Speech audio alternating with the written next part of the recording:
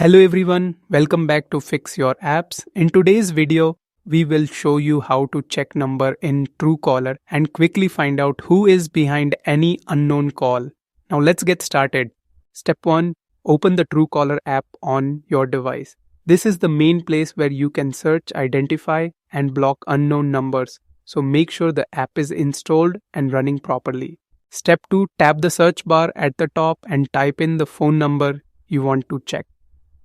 This bar is designed for entering any mobile or landline number, and it helps Truecaller identify details about the caller.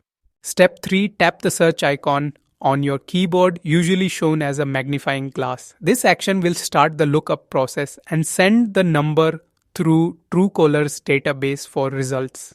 Step 4. View the results displayed on your screen. Truecaller will show you the caller's name if available, along with their location and important details such as spam statistics, so you can decide whether to trust or avoid the call. Thank you for watching, and don't forget to subscribe to Fix Your Apps for more helpful guides.